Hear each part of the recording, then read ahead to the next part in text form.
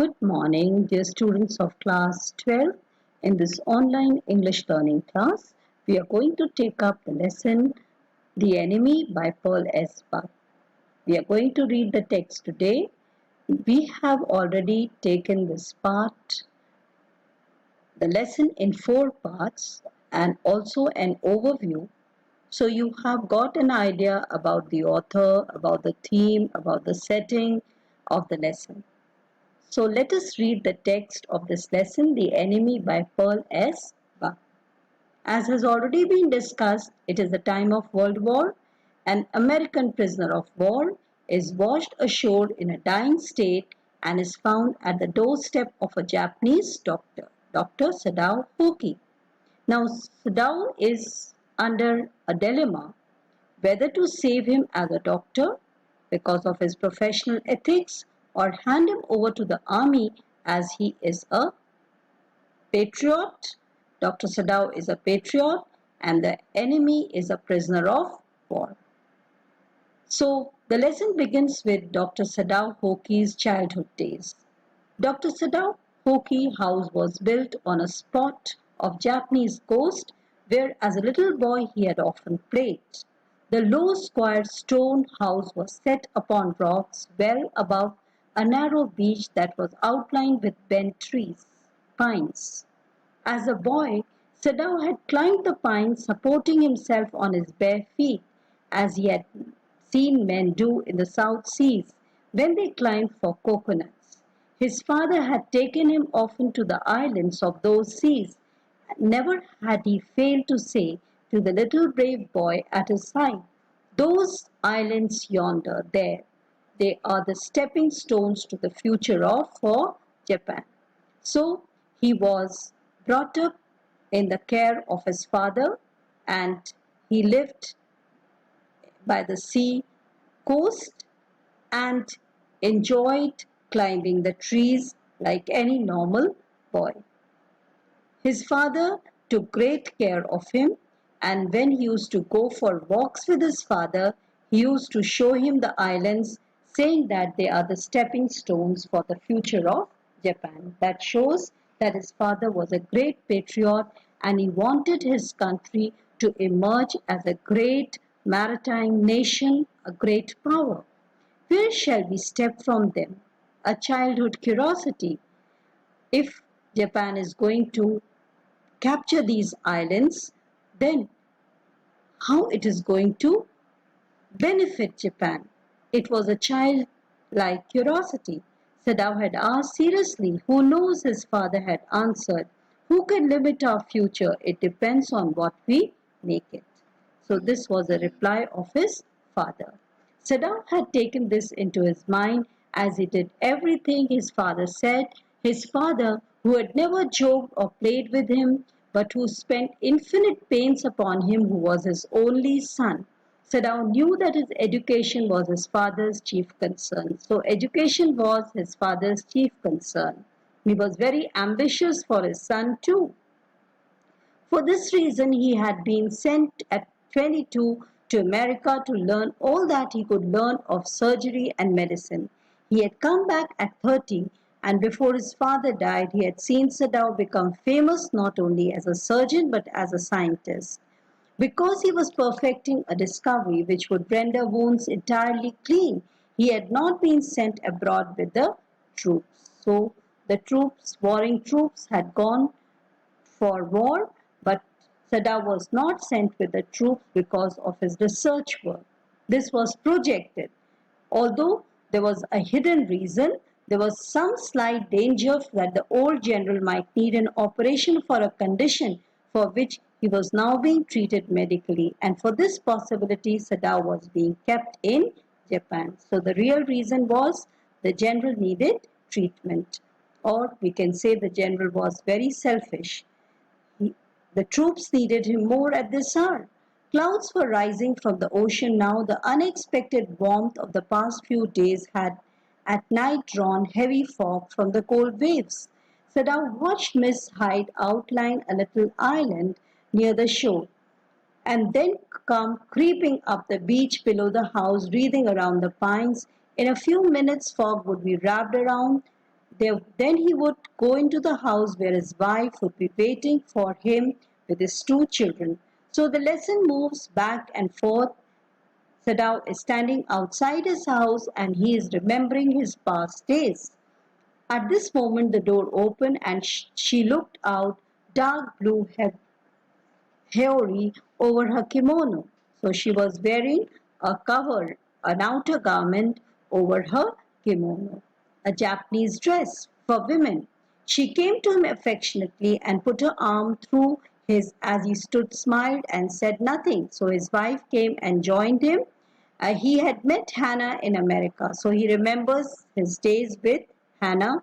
The first meeting was in America, but he had waited to fall in love with her until he was sure she was Japanese.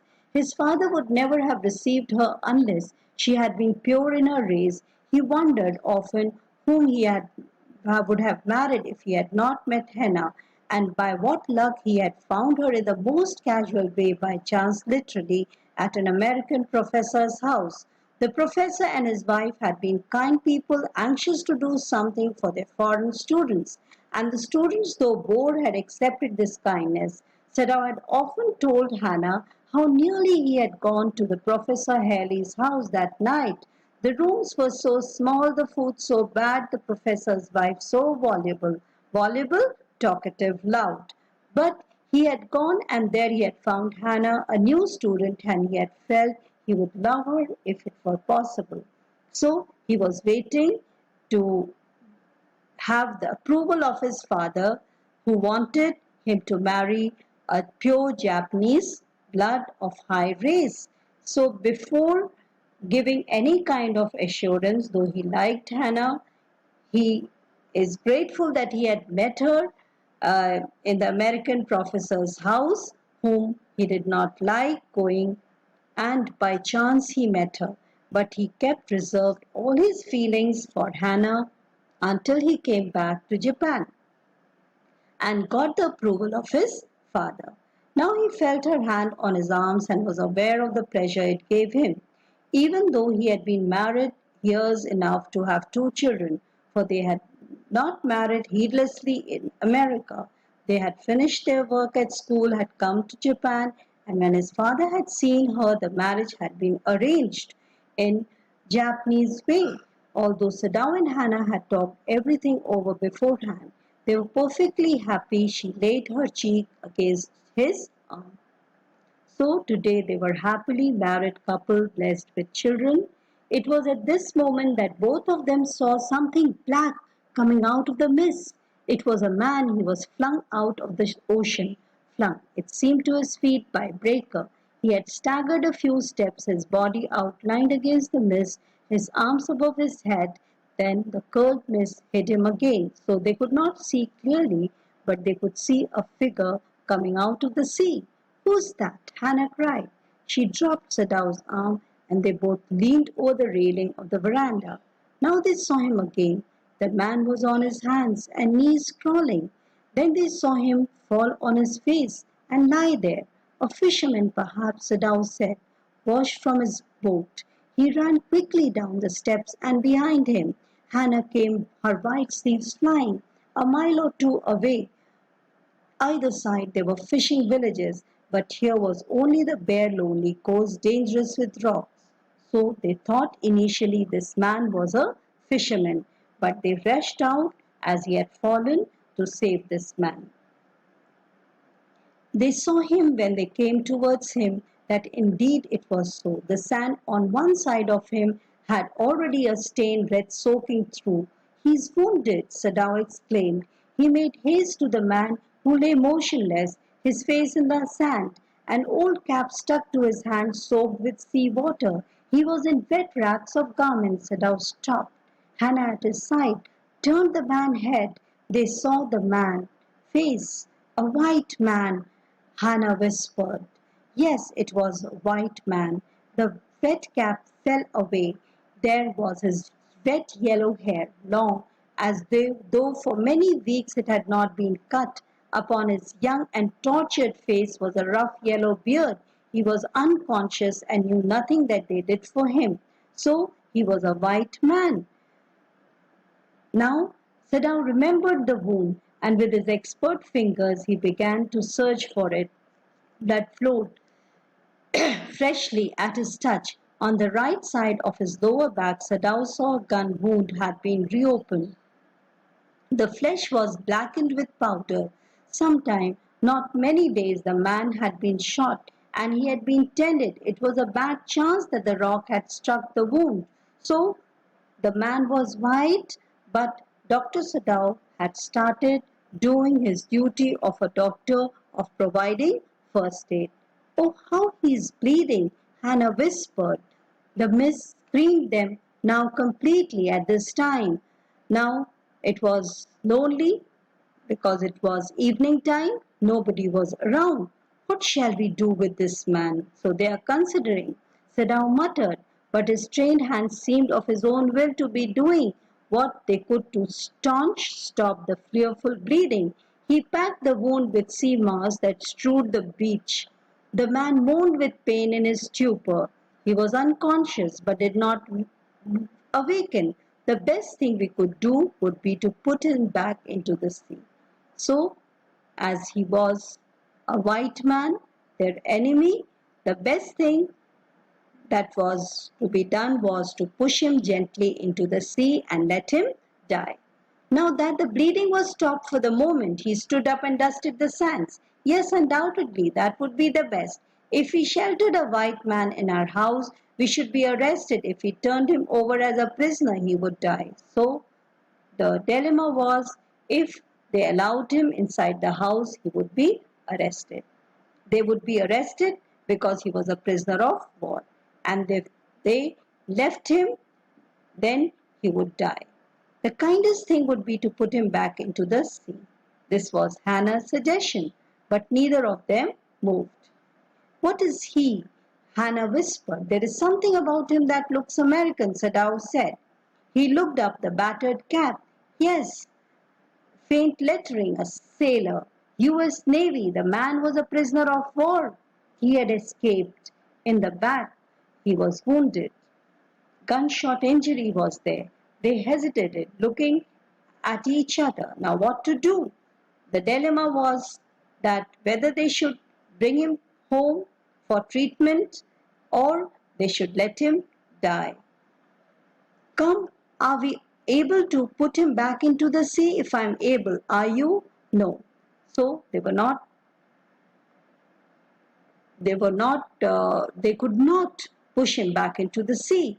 Sadao hesitated again. The strange thing is, if the man were whole, I could turn him over to the police without difficulty. I care nothing of from him.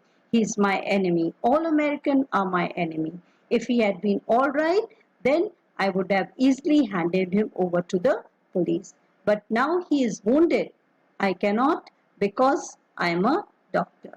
You also cannot throw him back to the sea. That is the only thing to do. We must carry him into the house. So that was the resolution of the conflict and the decision to take him to the house, give him treatment, and then hand him over to the police. But the servants, how the servants are going to be explained. We must simply tell them we intend to give him to the police, as we must. Sadao, we must think of the children and your position. It would endanger all of us if we did not give this man over as a prisoner of war. Certainly, Sadao agreed. I would not think of doing anything else. So the dilemma was resolved. Sadao would treat this man and then they would hand him over to the Japanese police. Thus agreed together, they lifted the man. He was very light like a fowl and that had been half starved for a long time. So the man was very weak and they were bringing him inside the house. As they were carrying him inside the house down the passage, the place where they brought him was Dr. Sadao's father, which was very ironical because Dr. Sadao's father was a thorough patriot. But now he was no more, he was dead. But the room of Dr. Sadao's father was kept spick and span, and they were bringing this man, the enemy, the prisoner of war, to Dr. Sadao's house, and the room was Dr.